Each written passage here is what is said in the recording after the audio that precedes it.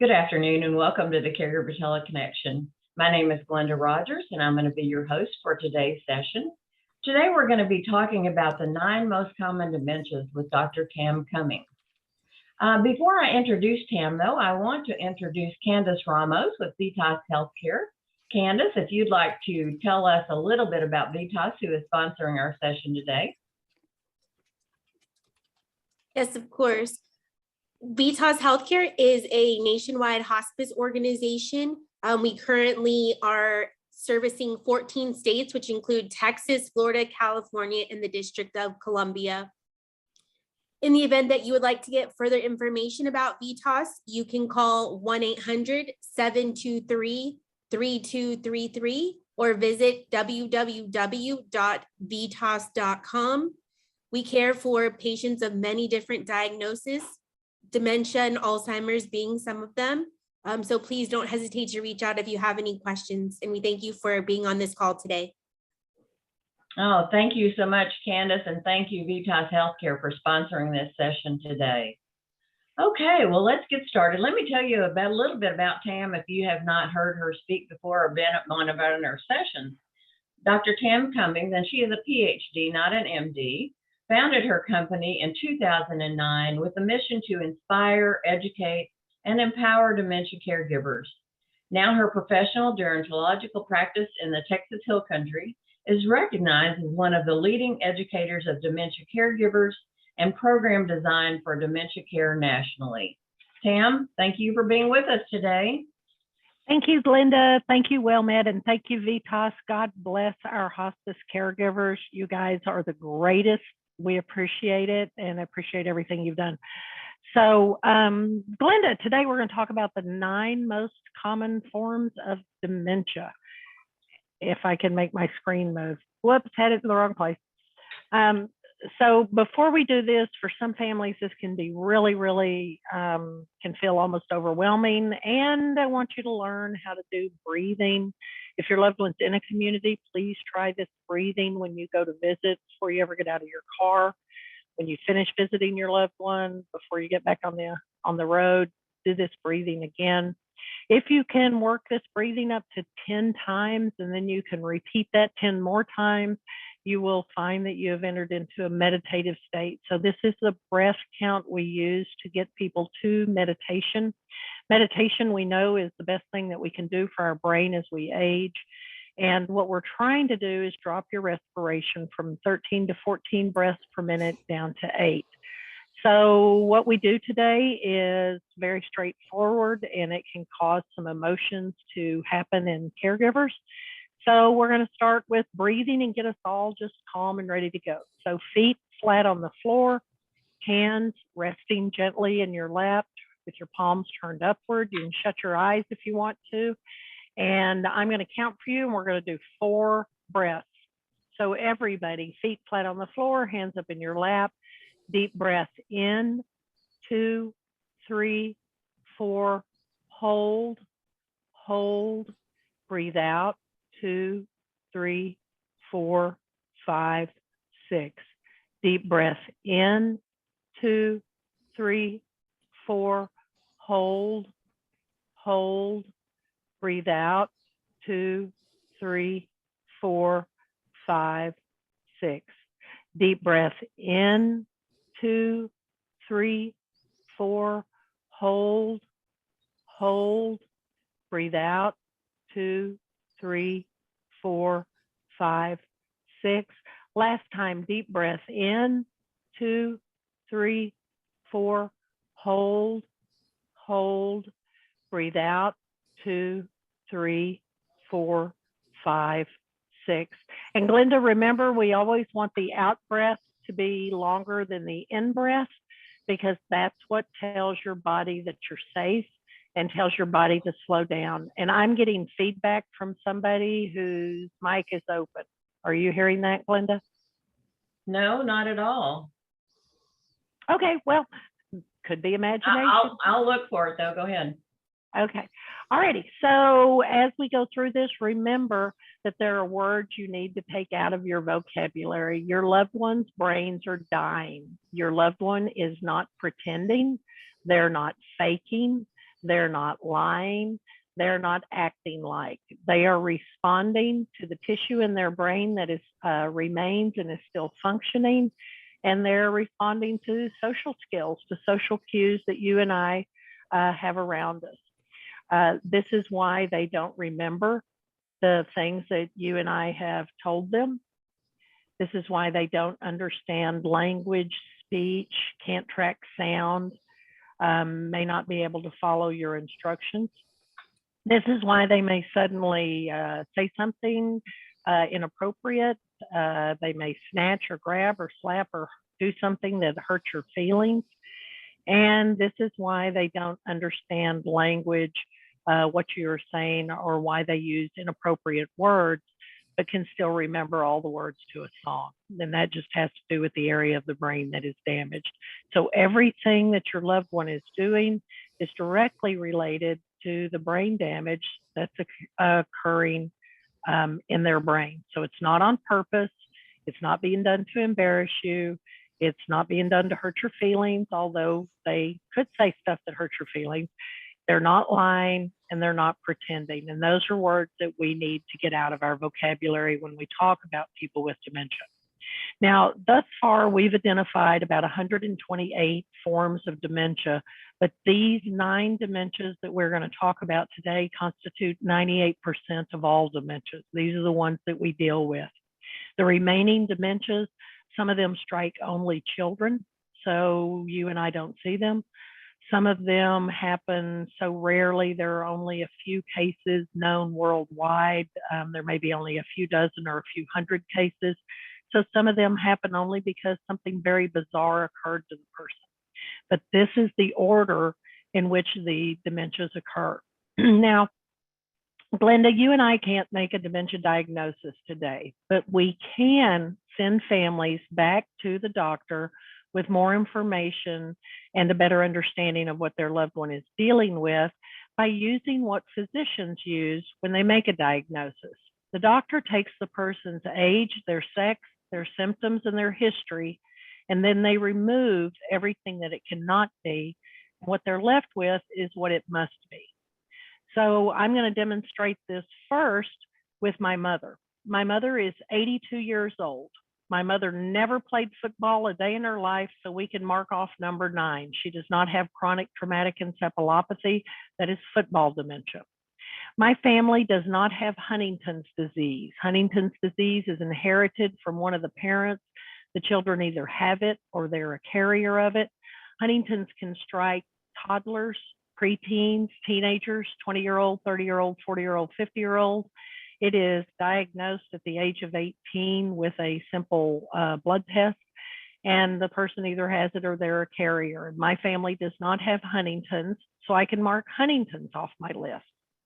My mother's never had a drink of alcohol in her life, so I can take off number 7, Wernicke-Korsakoff syndrome. This is alcohol dementia. My mother doesn't have Parkinson's disease, so she cannot have Parkinson's disease dementia.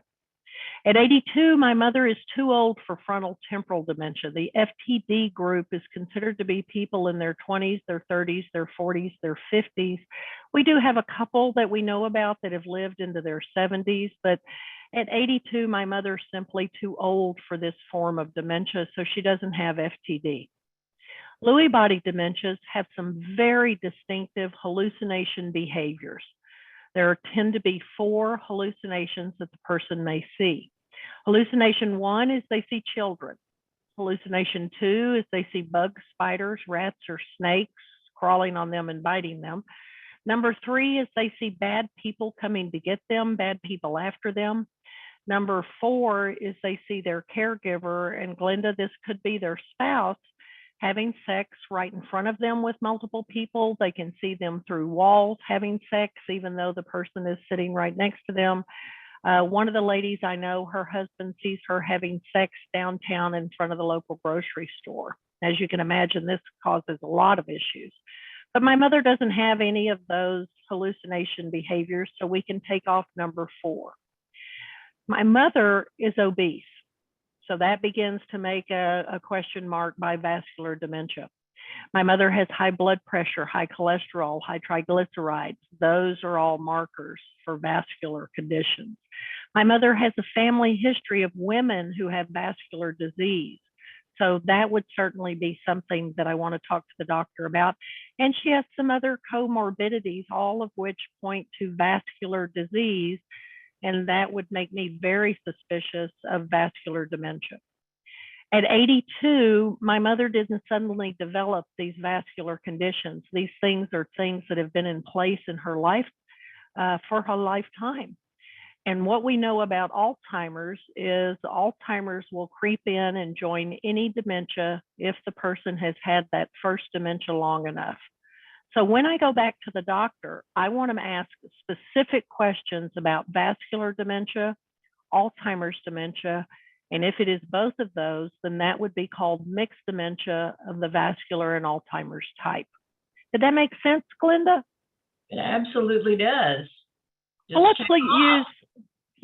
let's take off the ones it's not. Well, let's go to my father. It's a little more complex with him, and it may be this way with some of your loved ones. My father is 85 years old, and he actually did play football. He won the state title in Texas for six-man football as a quarterback when he was in high school. Now, those of you who know six-man football know there wasn't really a whole lot of hard tackling going on because the boys played both offense and defense, and there was only six of them, and they didn't have enough energy for all of that. And when we think about chronic traumatic encephalopathy, we're really looking at boys who were playing football in the 1970s and beyond. But I still want the doctor to know that my father did do this, just in case there is something there the doctor wants to look at. Again, my family does not have Huntington's, so I can take Huntington's off my list. You know, I mentioned that my mother didn't drink. Glenda, did you ever ask why? Yes, and I'm thinking I'm getting an inkling of why right now. Yeah, Daddy did enough drinking for everybody. I was actually 19 years old before I saw my father sober for the first time. My father drank heavily for decades, and even though he's been sober for decades, the damage that was done to his brain by the alcohol, we would still want to talk to the doctor about. So I'm definitely going to make a big check next to Winarki-Korsakoff. Now, my father doesn't have Parkinson's disease, so he can't have Parkinson's disease dementia, but 2 years ago, his only brother developed Parkinson's disease and Parkinson's disease dementia. So I'm going to make a note there and make sure the doctor knows that. Remember, Glenda, the later in life you develop Parkinson's disease, the more rapidly it becomes Parkinson's disease dementia. And this would be considered part of his family trait. So I just want the doctor to know that. At 85, my father is much too old for frontal temporal dementia, so we can mark that one out. My father has none of the hallucination behavior of Lewy body dementia, so I'm comfortable marking that one out. But you know, Glenda, like all good beer drinkers, as he had a beer in this hand, what was he holding in this hand? Cigarette. Cigarette. And then they said, well, you know, cigarettes are bad for you. So he went to cigars. And then after 20 years, they said, you know, cigars are bad for you too. So he went to chewing tobacco. But every time he took a puff, his brain didn't get enough oxygen. So I want to make sure that the doctor is aware that my father smoked and used tobacco for 60 years before he went to chewing tobacco. So the doctor can also check his lips, his tongue, and his throat. But certainly, smoking is a major cause of vascular dementia. So I want to make sure that the doctor knows that. And given my father's history of being 85, at 85, the odds of developing Alzheimer's are now 1 in 6. And vascular's been there for a while, and he did damage to his brain with alcohol. So there's a good chance that there could be late onset Alzheimer's there as well. So I'm actually going to speak to the doctor about my father regarding number 9, number 7, number 6, number 3, and number 2. And the combination of those would still be called a mixed dementia because it's a mixture of more than one form of dementia. And that's how you will use this on your person. You take away the ones you know it cannot be, and now you can go back to the doctor with some better questions. Did that make sense, Glenda? Yes, yes, I like the methodology to it. You just go through and get rid of the ones that don't, apply. Yeah, I mean, I can't have Parkinson's disease dementia if I don't have Parkinson's disease. So, very quickly you can rule out several of these. Let you go back to the doctor and talk about the things that are more specific. Now, originally, when the term mixed dementia was used, it meant that we were talking about Alzheimer's and vascular disease together. And then as time and research went on, it was realized that if a person had any dementia and lived long enough, Alzheimer's would creep in as well. And so Alzheimer's is very famous for connecting to Lewy body dementia, to Parkinson's dementia. It is now considered a first cousin of the frontal temporal dementia, so not at all unusual to see people with more than one dementia, especially Alzheimer's joining another dementia. And then it began to be realized that a dementia can join another dementia. So frontal temporal dementias, some of the frontal temporal dementias only occur if another frontal temporal dementia is already in place. Some of the dementias are considered to be first cousins of one another. So Lewy body, if we see Lewy bodies, we are watching for Parkinson's disease dementia. If we see Parkinson's disease dementia, we're watching for Lewy bodies. These two dementias are also considered cousins of one another.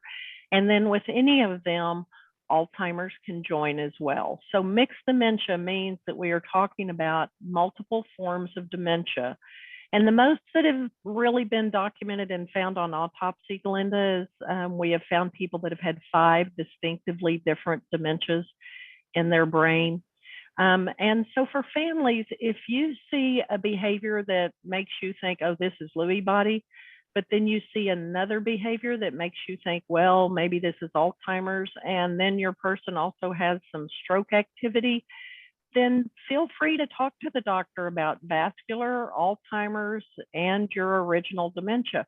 Trust your instincts. Each of these dementias cause specific behaviors because of where they are in the brain and what they're doing. So if you're seeing something that makes you suspicious, just simply talk to your physician.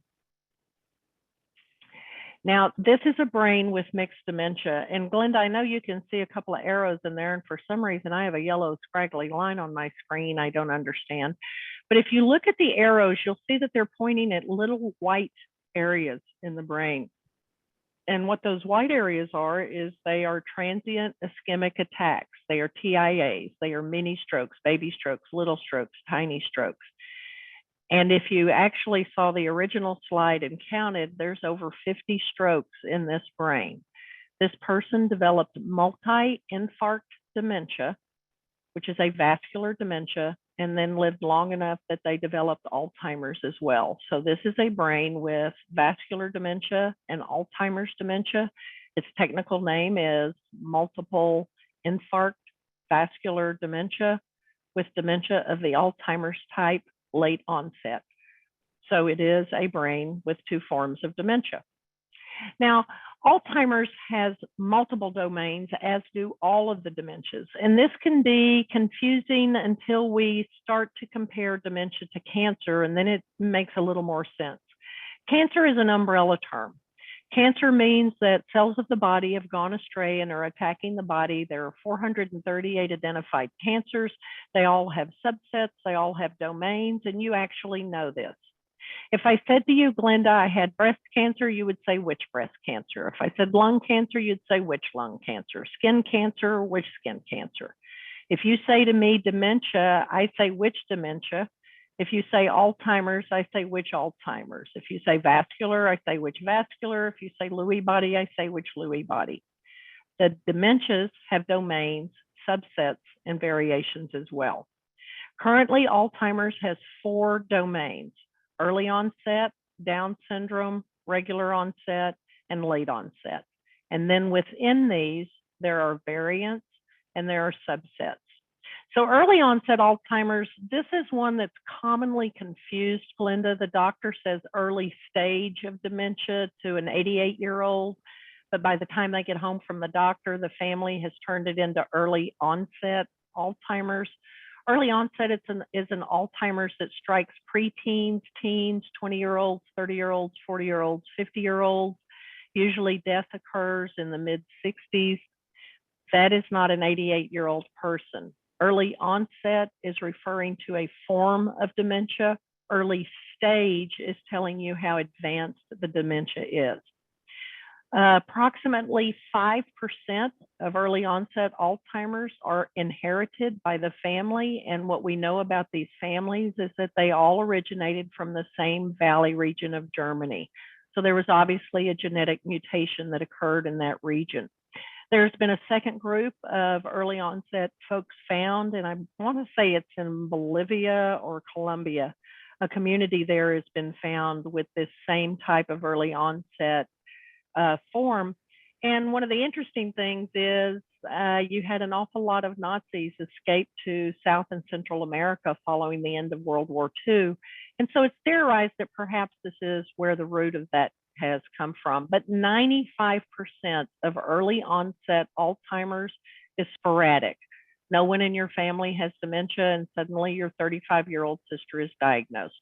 This is a very aggressive form of dementia. Typically from diagnosis to end of life is 2 to 3 years. So it's very, very aggressive. The younger a person is, the more aggressive the dementia is. The older a person is, the slower the dementia is. Down syndrome Alzheimer's is the next domain of Alzheimer's, and this means that people with Downs will develop this form of dementia. And it's an interesting development that occurs in them. This is one of the few dementias where we actually see a change in personality. The person with Downs goes from being the way we think of a person with Downs to being somebody that is highly agitated and maybe physically or verbally aggressive. Regular onset Alzheimer's is considered one of the big ones. This is the one that the marching is done for. This is the one that money is raised and research is done on. And this includes people in their 60s and 70s. And it also has some rare subsets, atypical frontal variant and posterior cortical atrophy. And these are both variations that can occur in regular onset Alzheimer's.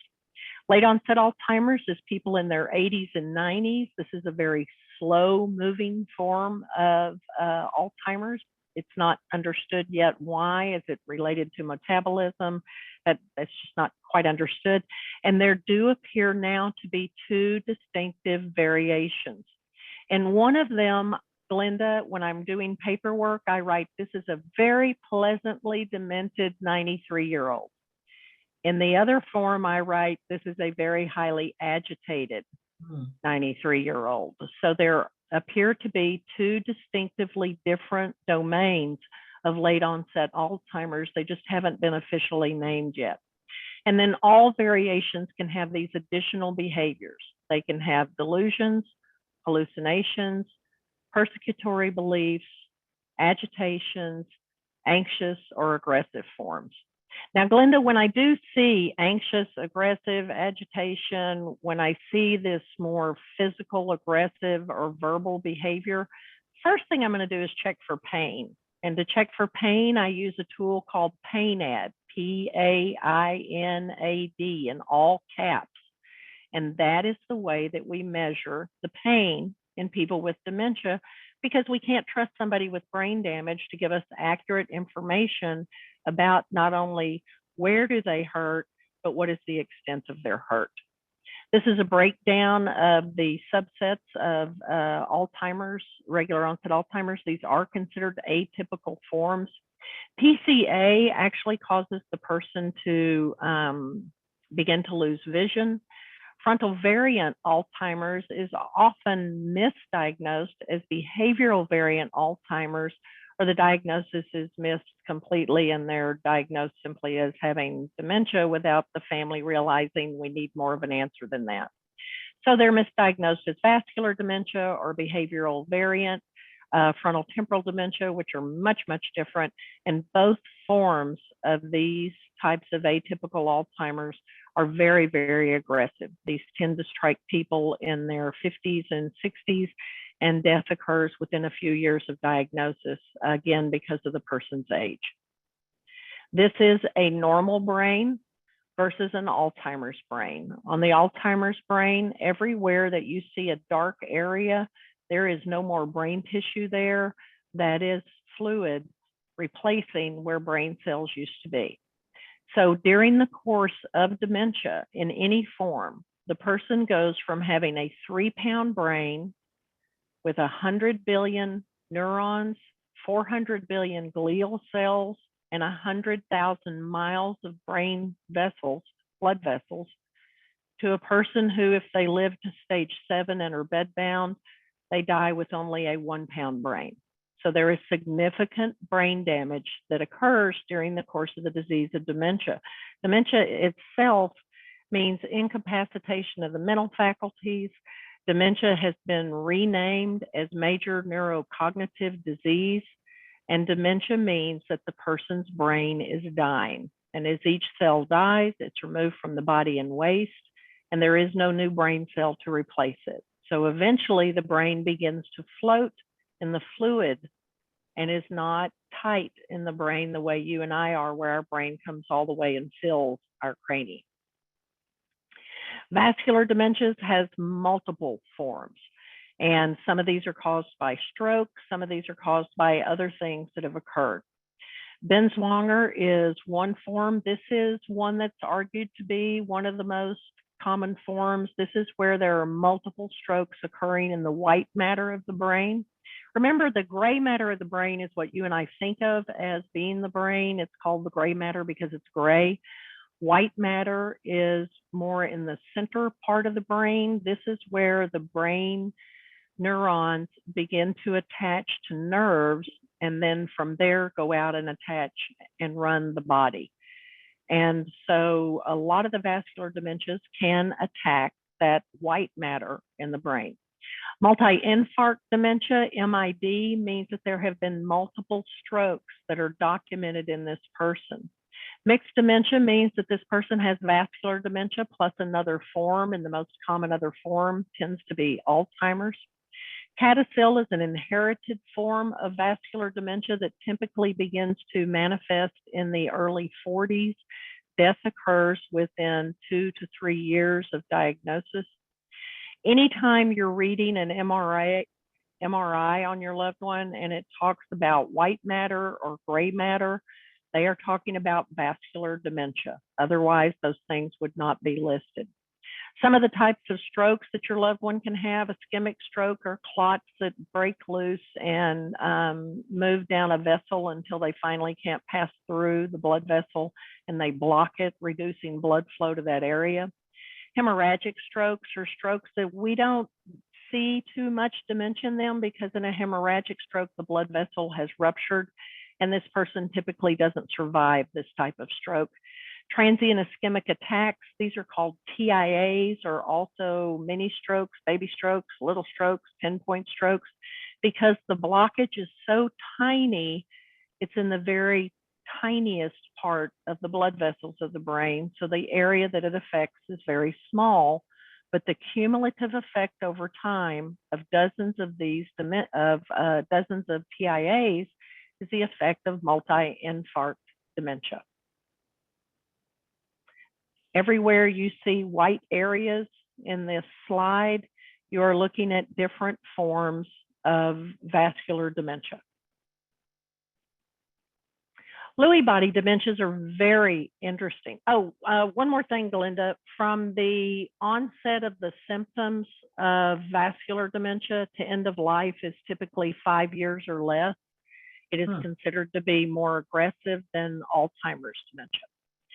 Now, Lewy bodies, they have that very unusual hallucinations. Children, bugs, spiders, rats, and snakes, bad people coming to get me, and the spouse or the caregiver having sex with multiple people right in front of them. They have REM sleep behavior disorder, and this is not restless leg syndrome. This is actually kicking and punching violently in the sleep to where you may throw yourself out of bed or the spouse out of bed. They have systemized delusions that may also be sexual in nature. And when you listen to the delusion, a lot of times you'll realize that what they're talking about can have to do with the news that they have been watching on TV, that then gets mixed in with some sort of sexual component. They have very intense and sudden onsets of depression, and because of this, they are one of the highest suicide rates in dementia. They have fluctuating cognition. So if the Lewy body, which is a protein that should live in the fluid of the brain, it pushes into the neuron. If it floats in front of the roots of the neuron, then the neuron can't talk to the next neuron, and the person will appear to have dementia. But if the Lewy body moves just slightly and the neuron can fire, then the person will appear to be functioning normally. And this is called fluctuating cognition. Eventually, the Lewy body will balloon and kill the neuron, and then the neuron will be removed from the brain in waste. They have deficits with attention and executive function sooner than other forms of dementia, meaning they begin to lose their ability to think and carry out a process, whether it's having a group of people over for dinner, whether it's going to do the shopping and then putting the groceries away. They have trouble doing tasks. They have more falls than some of the other dementias, and they begin to fall earlier because of damage to their visual spatial function. They do not see themselves in space and time the way you and I do, so they bump into chairs, they walk into walls, they walk into doorways. When they do fall, they have falls, and their falls are very similar to Parkinsonian falls. Remember, Parkinson's and Lewy body are now considered first cousins of one another. Both Lewy body and Parkinson's people will suddenly stiffen and then fall forward like a plank, landing on their face. They do not crumple to the ground, or they will stiffen and fall backwards, striking the crown of their head. And this is very unique to their type of dementia. Their fainting and their loss of consciousness with the falls are not related to blood pressure, so this is not quite understood. And they are extremely sensitive to medication. These people are not given Seroquel. They are not given a lot of other medications that would be used in people with dementia simply because of the adverse affection of it. If they have the hallucination component, the medication is called Nuplazid, and Nuplazid is what is used for their hallucinations because it is a non-typical antipsychotic developed for Parkinson's and Lewy body. Their risk for sexual abuse is high if they see their spouse in the hallucination. And so, Glenda, and you know this because you and I knew this person, we knew someone who decided if his wife could have sex with everybody else, then by God, she'd have sex with him too. So he actually had a calendar on the kitchen wall, and he wrote down every day at what time she would have sex with him.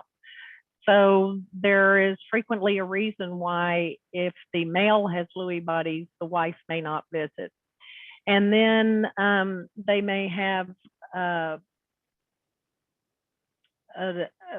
greater ability to recognize what is going on around them because their hippocampus is not damaged until much, much later in the disease process. Whereas in a person with Alzheimer's, the hippocampus is damaged relatively early in the disease, and the hippocampus is what allows you and I to make memory.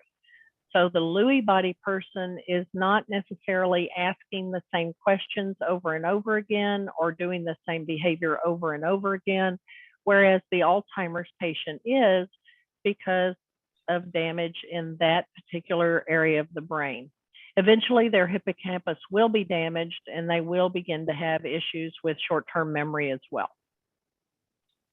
These are different Lewy body areas, and we've now discovered Lewy body actually mutates from person to person, and that is not understood. The fifth most common form of dementias are the frontal temporal dementias, and these dementias strike the frontal and temporal lobes. So that's the lobes right here and the lobes that run alongside your ear. These are divided into three categories. The behavioral ones are behavioral variant FTD and PICS dementia. The communication disorders are primary progressive aphasia, semantic dementia, and logopenic variant dementia. And the movement disorders are prosupernuclear palsy, cortical basal ganglionic degeneration, FTD with motor neuron disease, and ALS with dementia. And then Glenda, Alzheimer's is now considered a first cousin of the FTDs. And so it's not unusual that it begins to manifest with them as well. One of the things to remember about people with FTD is if your loved one is showing dementia signs before the age of 60, it is more likely you are dealing with frontal temporal dementia than you are with an Alzheimer's. One of the ways to, these are brains with behavioral variant FTD in it, and where you see the yellow marking is showing you where the damage is in this brain. One of the ways to quickly tell the difference is people with Alzheimer's have lost their memory. They don't know who, what, where, when, why, and how, but they have all the emotions. They're happy to see us. They're mad at us. We can surprise them. They have empathy. They have emotion. People with FTD, because of damage in their frontal lobes, still know who, what, where, why, and how, but the frontal lobes are where our emotions are. So people with FTD don't have emotion. Now, a lot of times, Glenda, when you and I meet someone with FTD, we may find that they are separated from their families or they're divorced because this lack of emotion, the family thought it meant this person doesn't love us anymore and doesn't want to be with us anymore. And so this has a very, very high divorce rate because the spouse doesn't realize their loved one is actually ill. Parkinson's disease dementia is very, very similar to Lewy bodies and may have some similar visual hallucinations, although it's theorized that some of their hallucinations are actually caused by their medicines and some of their delusions are caused by their Parkinson's medicine. And typically their hallucination tends to be more of a double. I see two of something and I recognize that I'm seeing two of something and that one of them can't be right. They have more paranoia.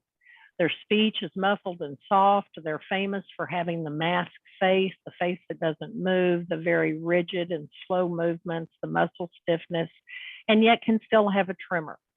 They're one of the highest fall risk. And remember, everybody with dementia falls. It is part of the disease because of brain damage. They may have shuffling, and when they fall, because of how they begin to bend, a lot of times their falls involve head strikes. And it is not unusual that they have paranoia and that they have delusional beliefs. And a delusion is a belief that's not real. So they may believe people are out to get them or that somebody's after them or trying to do something bad to them. Wernicke-Korsakoff is commonly called alcohol dementia. And what alcohol dementia does is drinking alcohol stops the brain from being able to use and produce thiamine, and it is this lack of thiamine that causes the damage. So this person tends to have jerky eye movements, droopy eyelids, very poor balance, difficulty walking. They tend to self-isolate. It's very hard to get them to come out and do activities. They can even appear drunk when they're sober because of the effects of this disease.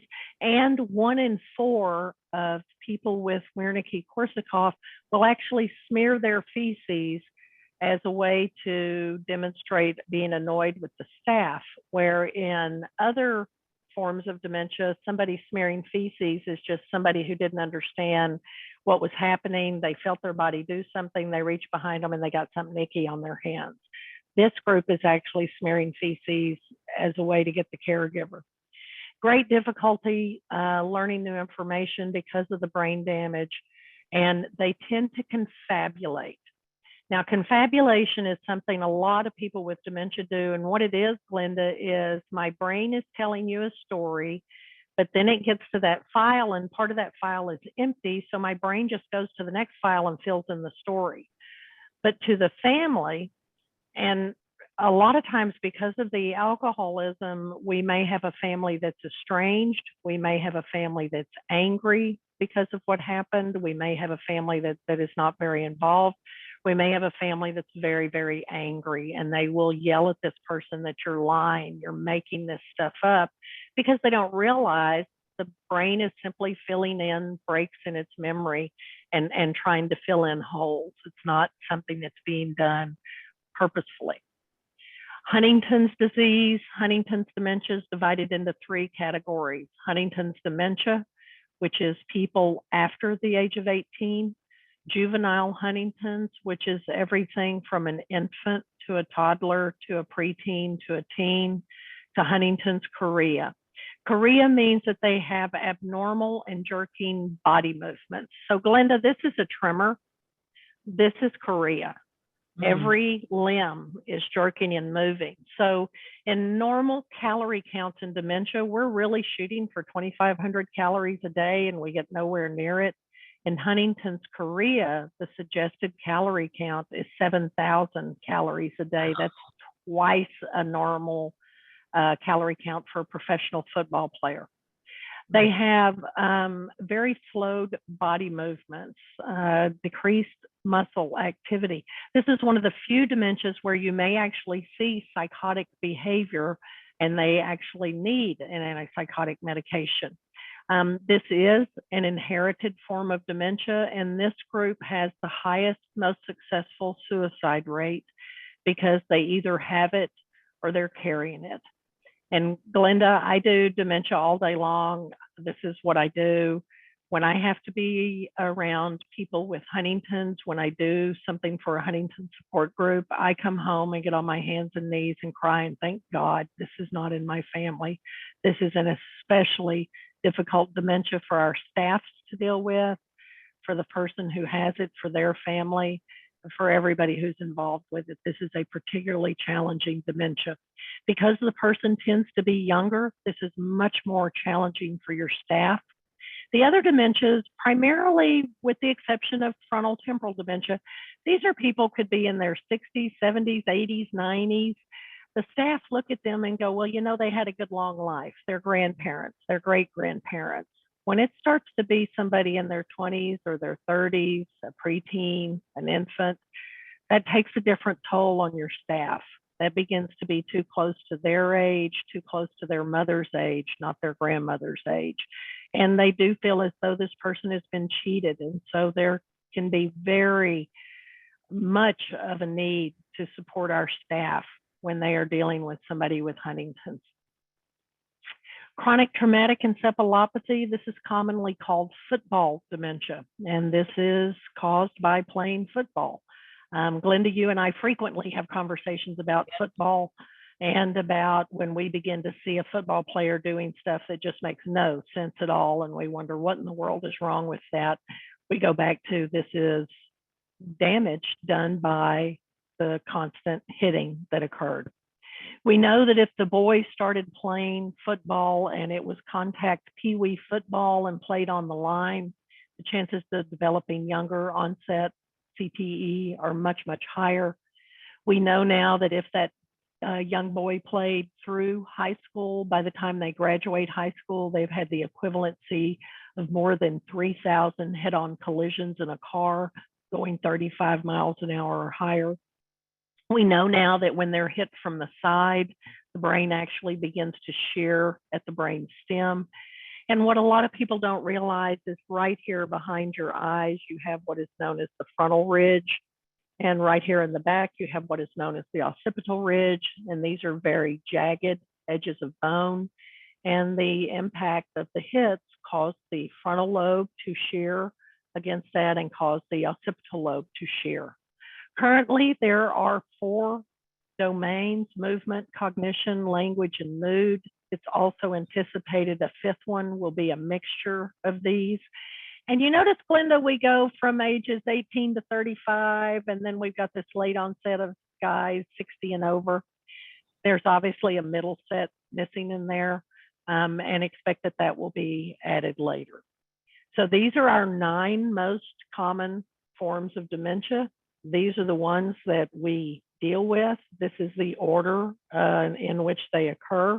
And after this, dementias become much, much, much rarer.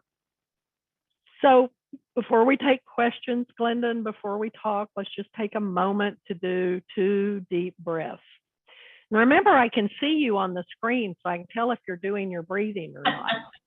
So feet flat on the floor, hands up in your lap. You can shut your eyes if you want to. Everybody, deep breath in, 2, 3, 4, hold, hold, breathe out, 2, 3, 4, 5, 6.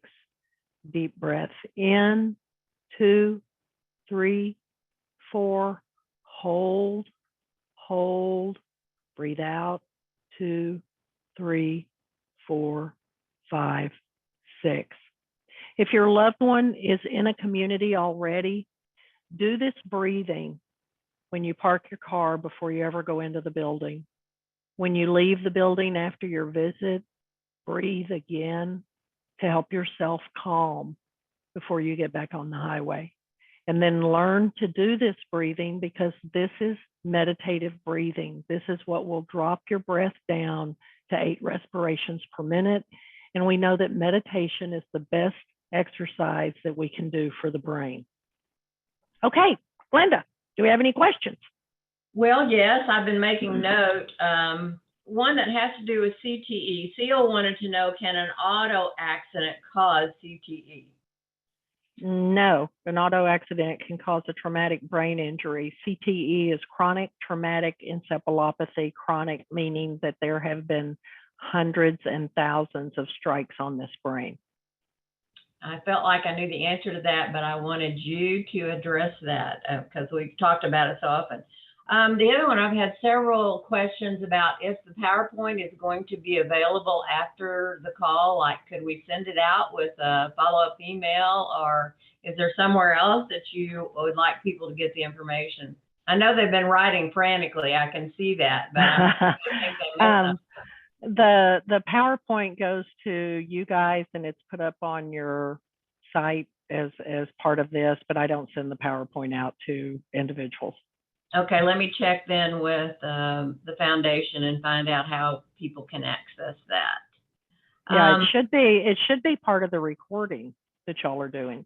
Well, it is definitely part of the recording. So you can always, as I said, it's recorded and it's posted on the Caregiver Teleconnection website. You can always go back and rewatch and make notes for things that you were not able to catch during the presentation. But I'll also check and see about its other availability with the Charitable Foundation. All right, does anybody else have a question? If you do, if you telephoned in, press *6 and I will call on you by your area code as your phone will be unmuted. For those of you on Zoom, you can unmute your phone and I will call on you by name. We have a lot of people on the call today, so I would appreciate your cooperation that I call on you before you ask your question. Anybody have a question or a comment? There's another question up here. Can one be able to self-diagnose based on these manifestations? We know that people with dementia begin to recognize that there are things wrong with their thinking process, but then they very quickly dismiss them. Although a couple of weeks ago, I did a conference in Dallas. I think there were 185 people there, and 2 people came up to me afterwards and said that using the dementia behavioral assessment staging tool, they had determined that one was in stage 2 or 3, and one believed he was in stage 4. And where did they go for testing from that? So we know that people with dementia can be aware that something is wrong with their brain, but then they very quickly dismiss it because the brain is not able to recognize that something's wrong. People with dementia have what is called a nausea, which is the inability to recognize you have dementia. But here is what Dr. DeVere taught me. If you think you are having problems with memory, that is not a normal human thing to think, and you need to find a neurologist who specializes in dementia, or you need to find one of the testing centers for dementia and go to it, because that is not normal to think. So some people do say, something's wrong with me, I'm different than I was in the past, and go find out what it is, because Glenda, there's 100 common things that mimic dementia, and the #1 thing is depression. And this age group is the group most likely to have depression and least likely to seek treatment for it. And we have treatment for depression, we have treatment for anxiety, and we also know that depression and anxiety will begin to manifest about 10 years before the symptoms of dementia will. So if you're thinking you have something that's not right, you need to go see a neurologist specializing in dementia, not a neurologist specializing in dementia, or you need to go to one of our testing centers in one of the cities. Right. It's interesting. Wanda had said she didn't know that there were so many forms of dementia. And I had this very conversation with my sister-in-law yesterday. She thought that, dementia was just dementia. And I explained to her about all of the different types of dementia, that it's like cancer. And I love when you started describing that. It's like cancer, and then all these different kinds of cancer underneath that. Mm-hmm. Yeah. When you compare it to cancer, it makes a lot of sense to families. Cancer is an umbrella term. It means cells of the body are attacking the body. There are 438 identified cancers. But you and I know the questions to ask if the word is cancer. Right. Those are the same questions you ask if the word is dementia. It's just no one told you that. And dementia is not diagnosed in 5 minutes by a general practitioner. They do not have the skill set to deal with this disease. Right. Melissa, I don't know if you got the answer to your question. Melissa asked, can any or all evaluated symptoms be diagnosed by an MHS provider and receive care? I think that's mental health. No, the testing, it's 28 different tests. It involves certain blood work that has to be drawn. It involves a CAT scan, an EEG, a PET scan, an EKG, an MRI. There is significant testing that goes on, and that's not anything that a mental health person is authorized to do or order. Right, right. So you've got to find, based on the city you're in or the location you're in, you've got to find the closest place to go for the testing, and the testing is several days. If you're in a rural area, then you have to have the Texas Best Practices model to take to your doctor, because it lists which tests are to be given in order to make the diagnosis of this person. I see that we have a lot of questions. Donna, you have your mic unmuted. Did you have a question? And then we'll come back to Crystal and several that are following her. I wanted to clarify the vascular dementia. Did you say that they have high blood pressure? Is that a symptom? Yes, ma'am. Okay. Anything cardiovascular would be an indicator that this is the type of dementia your doctor should be looking at first. Okay. All right. That's what that's what I kind of think ours is. Yeah, and it does, vascular dementia does not look like Alzheimer's. They frequently still have short-term memory, and they may, some vascular people are very, very alert in the morning, but it's like the air goes out of their balloon in the afternoon. Others wake up and it's like they warm up during the morning, and then in the afternoon, they're much more functional. Vascular dementia tends to have more nocturnal problems in the night. Tend to have more sundowning. Vascular dementia tends to be more aggressive verbally and physically. Okay, then, well, all I've ever heard people, my doctor calls it short-term memory, because that's his main problem. He doesn't remember that you told him that we were going to go to the doctor or whatever. Then that would be more of an indicator of a type of vascular dementia called Binswanger, where the damage is occurring near the hippocampus or in the hippocampus. So you need a doctor that's got a better skill set. Okay, thank you. And remember, there is a difference between a neurologist and a neurologist who specializes in dementia. Most neurologists do not know anything about dementia, nor do they care. If I do dementia, I do 8 people a day. If I do regular neurology, I see 45 people a day. One of those buys me a yacht and a Porsche. One of them does not. Do you see the difference? Most neurologists are not interested in dementia. So you've got to have the right group. And we have the best practices model in Texas that was developed because we are such a rural state.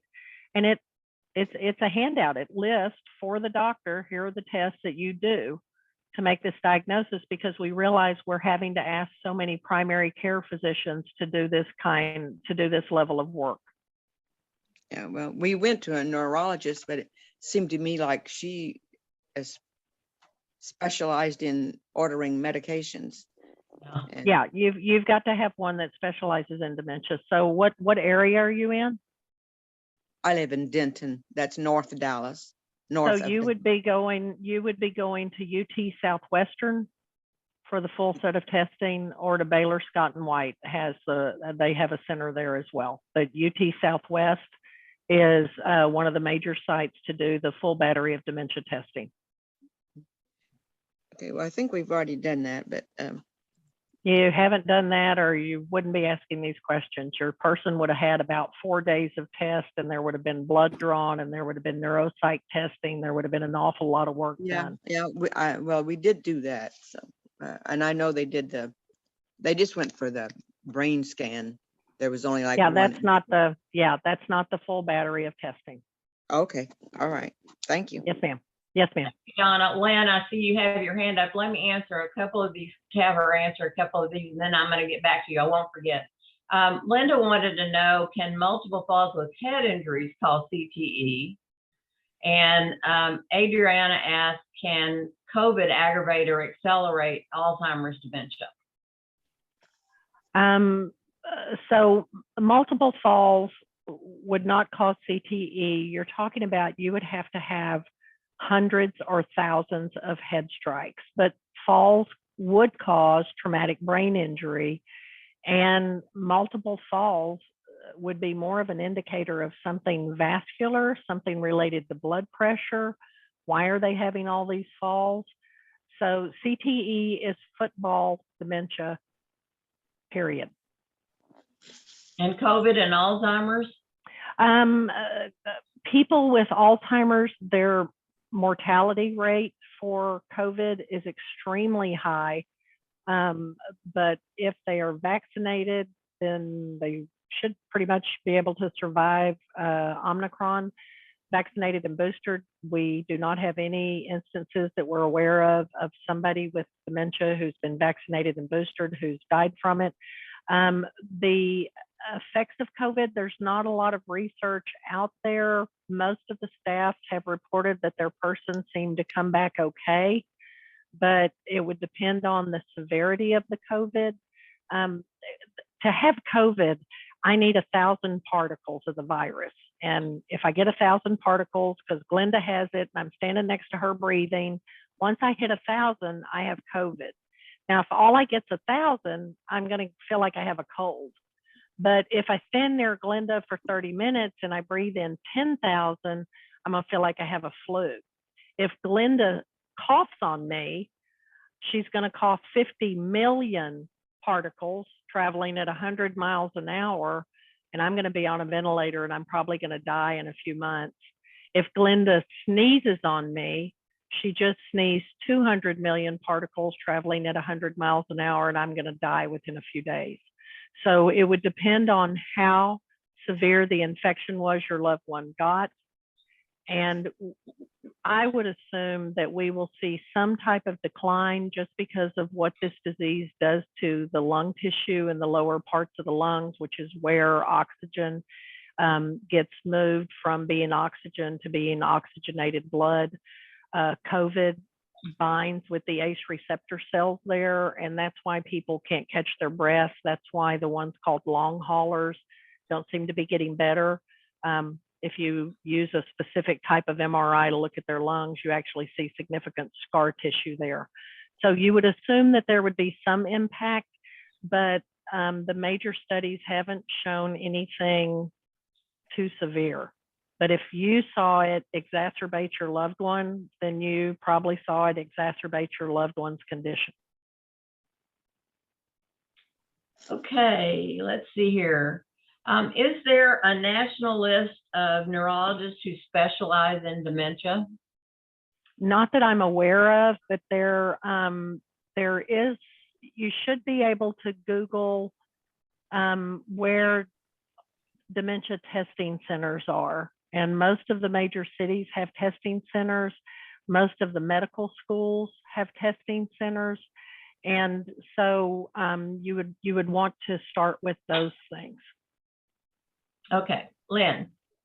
All right, thank you. Dr. Cummings, I want to thank you from the bottom of my heart because it's amazing how you teach us, and I try to remember everything. I facilitate a support group for family caregivers, and one young mother of a 6-year-old, her mother has stage 6 dementia, and she lives in Dallas, and the young lady lives here in Austin. So she asked, how do you communicate with a stage 6 person, stage 6 dementia? And I said, well, what exactly do you mean? She's not understanding. The mother goes in and out of, reality, I guess. And the other night, it was 3 a.m. and she needed to go home. So the daughter caregiver, long distance caregiver, was trying to figure out, how do I deal with this? What do I do? Especially because it's at 3 a.m. and she's got her little one at home. She's a sandwich generation. It's just, that additional component of difficulty, especially because you still need to be a mom. So how do you communicate with this person and try to calm her down, because she was rather agitated? Well, the mother should be in a either a skilled facility or a memory care facility if she's stage 6. She should not be living at home. If she's living at home, Adult Protective Services should be contacted, because at that point, the mother has lost more than a pound of brain tissue and requires medical care. I mean, this is a real disease where the brain is destroyed. It's just that you can't see it on the outside of the person until stage 6 of the disease. It is a normal thing in stage 5 and stage 6 for the person to ask to go home. And they don't mean, I want you to drive me back to the ranch I grew up on. That is the equivalent of a 2-year-old to an 8-year-old wanting to go home. Like if you took your child to spend the night at Glenda, they love Glenda till nighttime. And then at nighttime, they want to go home. And they don't mean a specific place. They mean where you are. Mm-hmm. So it would indicate that the mother needs to be in a higher level of care if this phone call is coming from home. And that's the reason by law, we have awake staff. The awake staff is awake so that they can interact with residents when they get up in the night looking to go home and looking to need someone to talk to and to be involved with. All right. Thank you very much. Mm-hmm. Thank you, Lynn. All right. A lot of people are asking about where to find places to get tested. And so you've kind of addressed that, Tam, but when I'll do my research for the follow-up email, I'll see if I find anything in particular. Okay, and we can also send out the best practices model from Okay. Texas, which we should have. Yeah. Because it was designed to allow a family to go to any physician and say, here's the testing I want done, and hand them the list, and it's a check off one by one by one. They check ADLs, IADLs, they do staging, they do the appropriate blood work, and they order the appropriate testing. And it was designed because we don't have geriatricians, we don't have neurologists who specialize in dementia, and we don't have testing centers way out in West Texas. So the best practices model can give you a great feeling of empowerment, because you're able to show to the doctor, this is what is supposed to be done, and I need these things done. Right. And at the end of the day, realize most of the dementias we deal with are either a form of Alzheimer's, a form of vascular, or a combination of the two.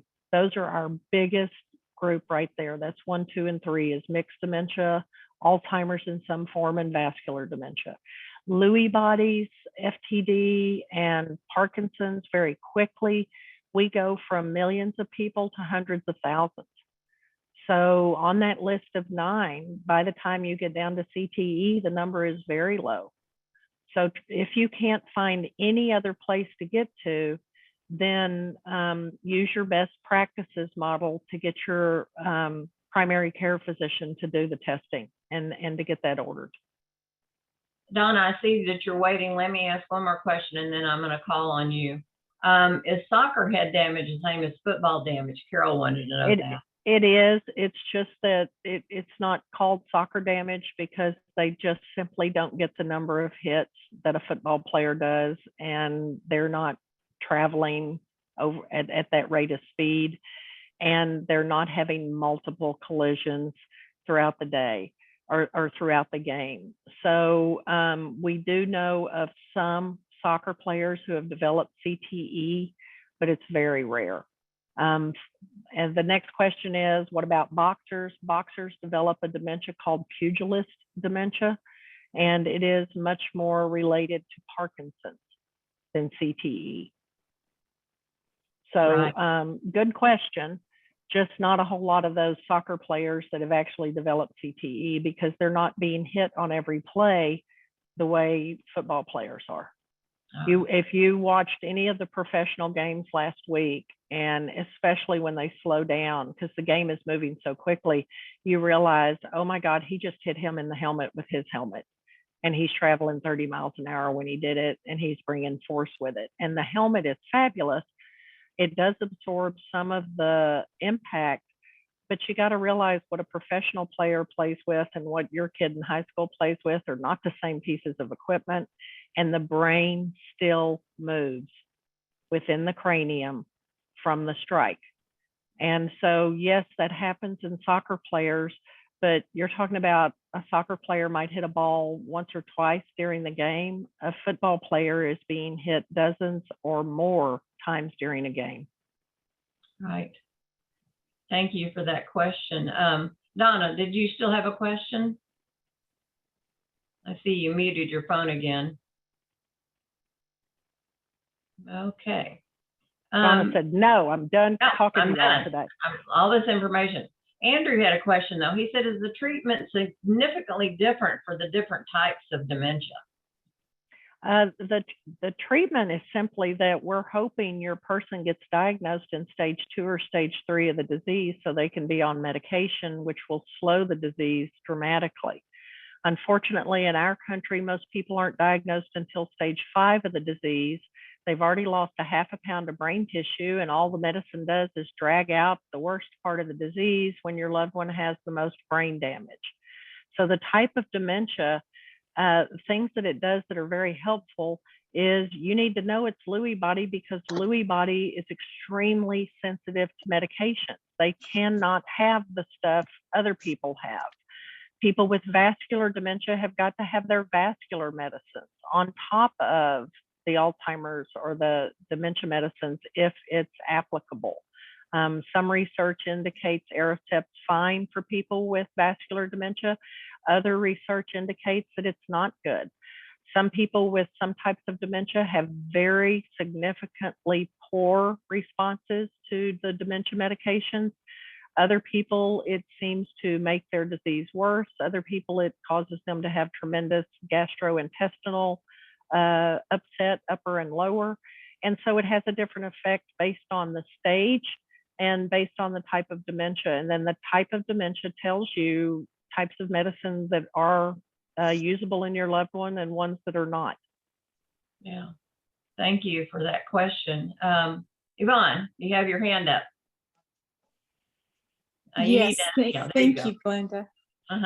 Yeah, the question I have for Dr. Cummings is, I'm speaking as a person with Huntington's disease. I'm mid-stage. And the question I have is, don't you think in your profession that there's a lot more hope to and medications and treatments for Huntington's disease to raise one's quality of life?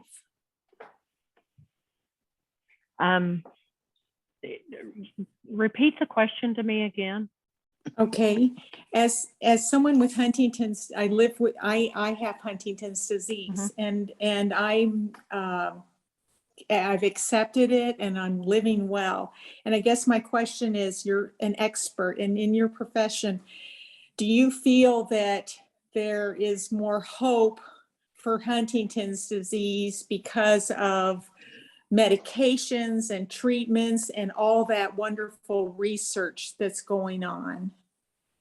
and God, I am so sorry. No, there's not Oh. enough people with Huntington's, so they're not interested in it. Every year, Mhm. Huntington's, every new Congress, Huntington's has to reintroduce to Congress, we'd like some money for research. And it's because y'all's numbers are so low that Mhm. they're not picked up. And so the medicines that might be helpful for other people aren't necessarily helpful for your group. And it is a shame until we get Congress to treat dementias the way they funded research on the AIDS virus. And remember, we got a lot more people with dementias than we ever had with the AIDS virus. Until they get that big government checkbook out, we're not going to see the response that we need to see. And so for you, it is stay happy, stay healthy, keep doing all the good things that you're doing, and keep that positive outlook you've got going on. I met a lady just a couple of weeks ago that told me she had Huntington's, but she refused to be tested to see if she was a carrier or if she had it. She'd already had 4 children. She didn't care if they knew. And that was a much different. It totally shocked me as a response. So your attitude is critical. We know that. Get all your ducks in a row. We know that. Decide how you want your care to be done. You've got control of that now, so do that. And the other part is just, it's horrifying to me that we have to get up every time Congress reconvenes and beg for money. Yeah. So I will Thank keep you. you in my prayers. Thank you, Dr. Cummings. You're an You are so inspiration to brave. me. You are so brave. I will keep you in my prayers. Okay, thank I you. love your smile, Yvonne. Keep Oh, doing thanks, Glenda. that. Donna's back. Donna, you have a question? No, I'm done. Okay, well, all right. Let me mute your phone back so I won't be calling on you. Let's see. My husband was, this is from Linda. My husband was diagnosed with MCI, Methodist Hospital in Houston, specifically said not dementia. No one is recommending any medication. Should I pursue another opinion? Yeah, you definitely need to, because MCI is stage 2 of dementia, and it's exactly when we would want the medicine started. So get that man to another neurologist and get him on medication. The medications were intended that if they were started in stage 2, oh my God, stage 2, which is called mild cognitive impairment, that your husband would continue to age, but would not develop the debilitating features of dementia. And he would die of heart attack or stroke, which is called old age, without developing the debilitating effects. So we definitely need to get you to another doctor in Houston. Right. I'll be doing some research. If you've been with us before, you know that there's a follow-up email that comes out to you if you register for the call today. And I'll be trying to answer some of these questions or reiterating some of the answers to the question that Tam has given us, including the Texas Best Practices Model, which many of you want, and it is a wonderful document. So I'll get that for you. And Glenda, warn everybody, when you look at the Texas Best Practices, when you print it out, that old man's out of focus. Okay, you're not going crazy. He's out of focus. Okay, so don't think, oh my God, it's worse than I thought. I can't even see this old man. He's out of focus. I don't know why we did it. They didn't ask me. I would have told them, put him in focus. Exactly. He's really out of focus. Yeah. Exactly. Yeah. And I have put up there the way that you can reach Tam, her telephone number and her email and her website. If you do phone her or send her an email, please make that message detailed and she will get back with you unless she's way behind. And it may take a while. Let's see here. A lot of people are asking about the medications for dementia, Tam. Is it good to take Namenda or other meds as a prevention if your family has a history of dementia or Alzheimer's? The doctor wouldn't give you that prescription unless you have a dementia diagnosis. The dementia medications are Aricept, Razidine, and Exelon, and they now have generic forms. Those are to allow a chemical connection to happen one more time between your cell structures. Namenda is to stop the brain from building up glutamate. If your brain has too much glutamate, it will shut itself down and you die. As you age with dementia, the blood-brain barrier, which is how the brain cleans itself at night, it's how it rinses itself, that barrier becomes more and more damaged.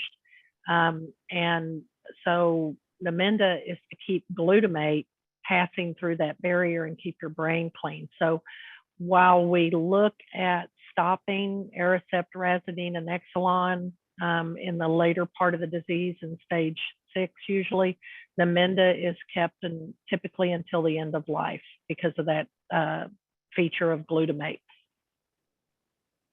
Right.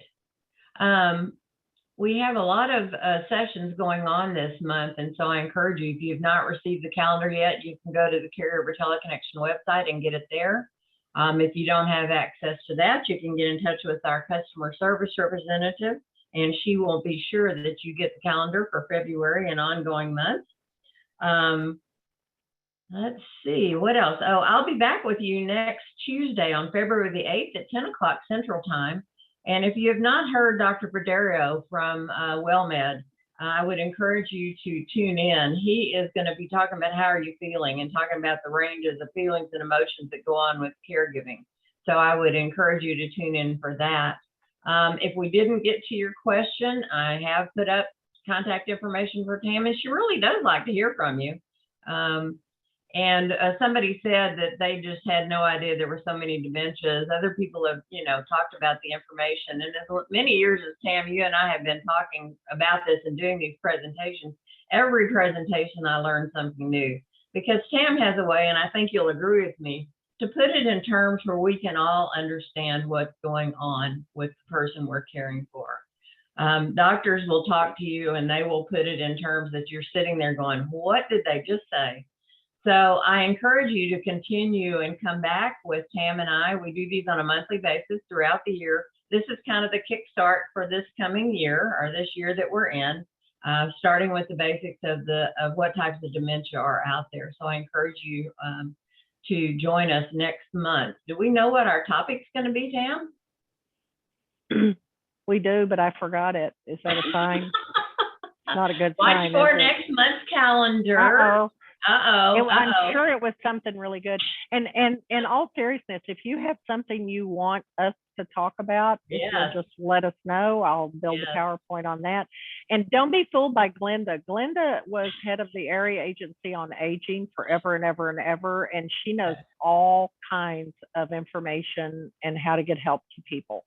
So if you have other questions about what is available, your local Area Agency on Aging, that's the federal government, and they cover the entire United States. It's just that they all use a different logo and they hide. They're not like the IRS. You have to go find your Area Agency on Aging. They're part of the Older Americans Act of 1964, and the only thing you do to qualify is you're doing for care for somebody over the age of 60, or you have somebody with a dementia diagnosis. Am I right, Glenda?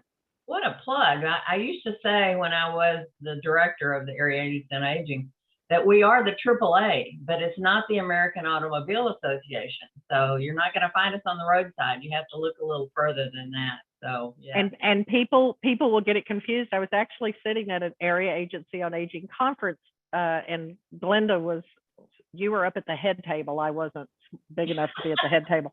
I was sitting at the side table with Dr. DeVere, who's our beloved neurologist.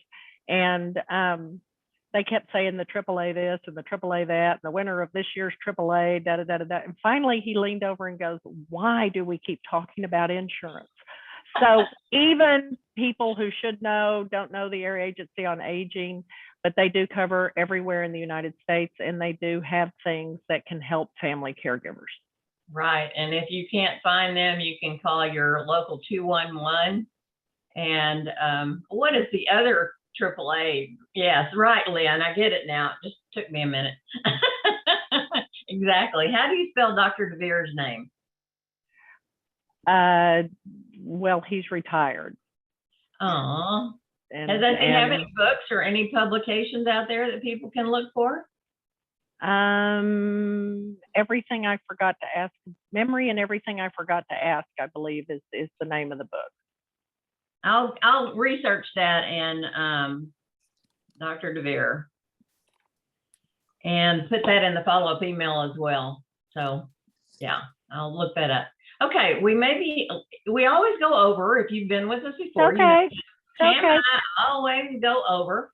So does anybody else, let's see, Lynn said that she believes his son took over his practice in Lakeway. Mhm. That what? Oh, no, he didn't.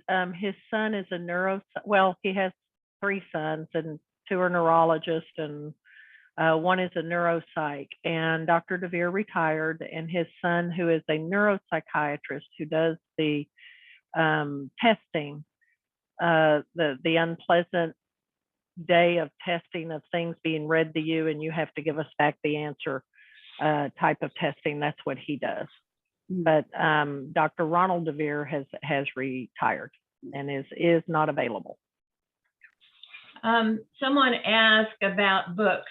Tam, could you talk about books that you have out there that talk about the 9 dementias? Well, we're about to. The Untangling Alzheimer's book was just re-edited, and its 3rd edition will come out in the next week or 2. The Itty Bitty Dementia book has the 9 most common forms of dementia in it, and that one will go to editing, I think, next week. And then after that is a really, really large book that is part of a 12-hour video series, and it's meant for professional caregivers. And that book will probably be March before we have that ready and in print. You can, if you are anywhere near an Arden Courts, ARDENCOURTS,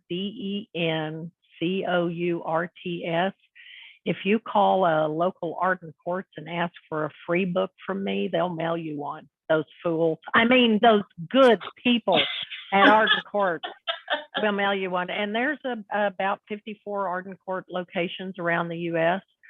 So you can call them and they'll send you a free book. Right. I'd offer mine, but I've given them all away. Well, I'll send you, Glenda, y'all should have the Itty Bitty Dementia book, sort of a rough version of it. I do have that one. And one of the chapters, it lists it actually lists all of the dementias, and then it lists the 9 most common dementias to help families begin to make that differentiation. So Glenda can happily send that out to y'all as well, or Minerva. Minerva's always in the background, but she's a wealth of information. Let's see. Yvonne, did you see my message there with giving the customer service representative number you can call there? Oh, yes, thank you. Okay. All right, great.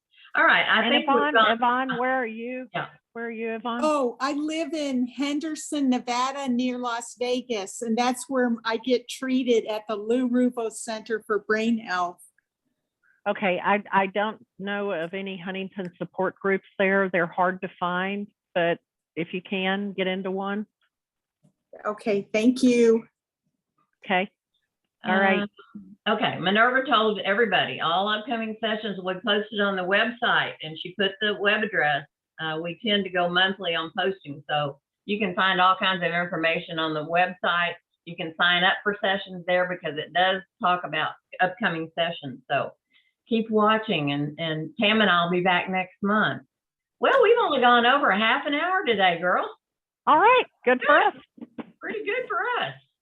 All You right, I betcha. think we should come to a close and let Tam off the hook. Be sure if you have additional questions and we didn't get to you today, be sure and get in touch with Tam. She will get back with you and be sure and answer your questions. Sometimes, it's easier to talk to her one-on-one than on one of these caregiver teleconnection sessions, especially if you're talking about the person you're caring for. So feel free to do that. Final words, Tam. You're really not bothering me by calling me. I'm really, really happy to help you. If you don't hear from me or hear back from me within a day, call me again. You're not bothering me. If you email me, I'm just going to email you back and say, what's your phone number? Because I'm not going to email you a 10-page response. And if you need to do a Zoom meeting and meet with families or help your family member understand what's happening to your loved one, feel free to give me a call. This is all I do, and I'm happy to help you. And somebody asked earlier on that I'm just now remembering, can you do Zoom presentations for groups such as church groups and that kind of thing? I think I know the answer, but I'll let you answer. Yes, I do. There you go. So you've got information on how to contact her. Thank you so much for being with us today. It's always our pleasure to be with you. And we know that you take time out of a busy schedule to be with us on these presentations. So let's see, Lynn.